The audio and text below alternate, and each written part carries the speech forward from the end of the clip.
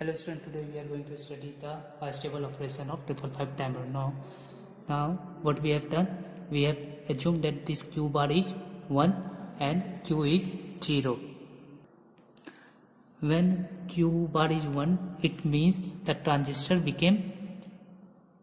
transistor is on, means the capacitor will start discharging through this one.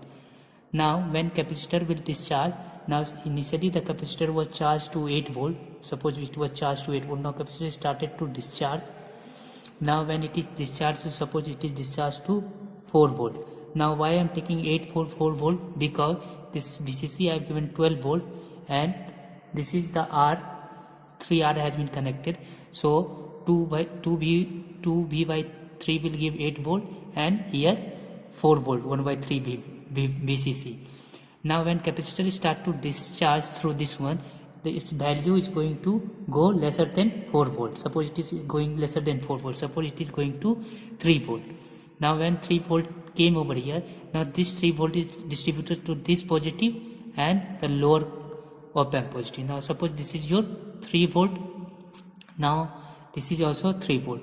Now 3 minus 8, it is going to give you 0 because inverting terminal voltage is more, that is why it is going to give you negative Vset and it is 0. Here if you see this, if this 3 becomes, then it is going to become 1 because non-inverting terminal voltage is more. 4 minus 3 into AOL, 4 minus 3 into 10 to the power 5, it is going to give you plus Vset, and which is nothing but 1. Now as R is 1, 0, then what will be Q and Q bar? Now Q and Q bar will change, it become 1 and 0, means output when it is 1 and 0, then Q is going to be 1 and then 0. Now when this 0 comes here, means transistor became off and again the charging operation will start. From here again the charging operation will start. Now when the charging operation will start, then output, what your output you are going to get? Now you are going to get a positive output. Now it will be positive because the output Q is 1. Now suppose again it goes below, now again it discharge. Now when output, now we are seeing when the output tries to go beyond this one 8 volt, suppose it is going 9 volt. Now here if we got 9 volt, then it will become 9 over here and 9 over here. 9 minus 8 means it is going to give you 1. Now when negative terminal voltage is more, then it is going to give you 0. Now S is 0 and R is 1, then what will you have to 0 and 1. Now during the discharging operation, the output is going to get 0 till 4 volt.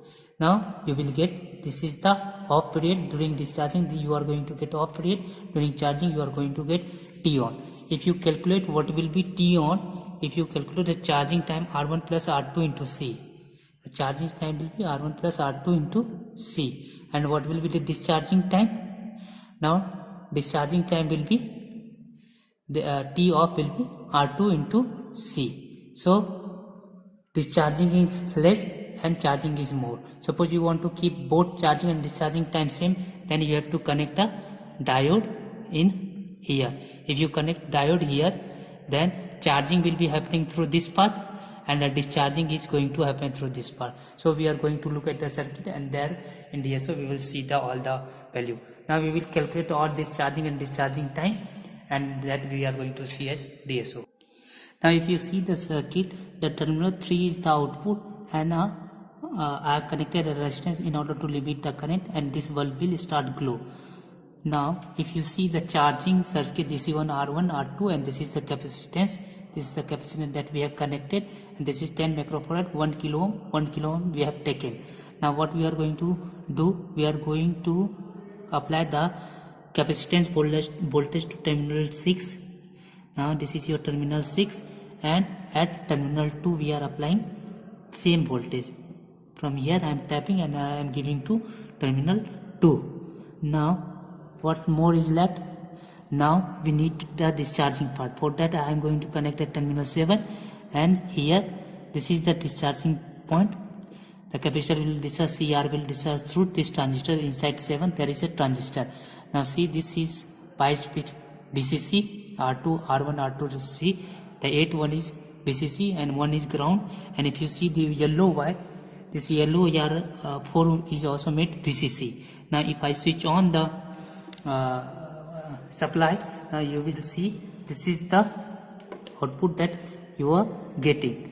Now if you see, this 555 timer started working on and off, on and off. This frequency is around, calculated frequency around 4 Hz that we will show on that sheet. And now this is your charging circuit. This is how your 555 timer works. Now we are going to move to DSO. Before moving to DSO, let's calculate the T1. T1 is 0.698 to 2K, because 1 plus 1, this is 1 and 1. If you see, this is 1 and 1, that is why you are going to get 2 into 3, and the capacitance value 10 microfarad. You got 138 millisecond. And T of R2 into C, R2 is only, if you see, R2 is only 1 kilo ohm, and you are multiply with 0.693, you are going to get 69.3 millisecond. And if you calculate frequency, it will come around 4.82 Hz. Now we are going to look at the DSO. Now if you see at the DSO, this blue one is the output, and this is your capacitor charging and discharging. And here I have given a 12 volt. If I have given a 12 volt, then this capacitor maximum value must be around 8 and the minimum value must be around 4. So that at channel 1 we are going to 6C. At channel 1 maximum value is 8.20. If you go and if you find the minimum value, this is max. Now if you go to minimum value is around 4 only. Now if you see the time period, now if you want to see the time period, see this negative time period means for a small portion where it is getting off, it was around 69 millisecond. Now see, channel 2 is around 77 millisecond, that we have calculated around 70 millisecond. Now if you want to positive bit, now if I am going to change and make positive, now positive bit around 146 millisecond. Now it will be changing your 146. Now we have calculated on 38 millisecond. Now it is same.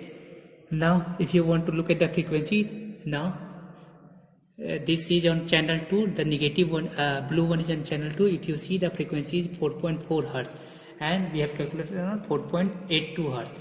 Now this is where the charging, when capacitor voltage trying to go above Vset, above 8 volt, it is going to get negative voltage. Now if you want to see the operation, this is still flickering. If you see the flickering, now if you want to see in the same mode, now we are going to make it in same mode. Now if you see the flickering and that DSO, it is in same. As soon as that DSO input is changing same phase, the flickering is changing. Suppose we want to T on and T off same duration, then we are going to insert a diode. Now if you see, we have inserted a diode over there. See, if you want to see, this is the diode that we have inserted so that it will bypass. And if you want to see the output, now positive and negative are the same.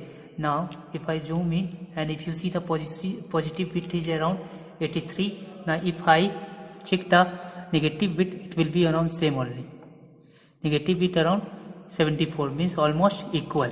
And if you want to see simultaneously flickering, then this is your flickering. It's happening with on and off, almost same duration. Now if you want to see the frequency has changed to 6.135 Hz. Now whatever range of time duration of this signal or frequency generator you want to make, you can make it. See, it is still flickering. Now this is all about the 555 timer.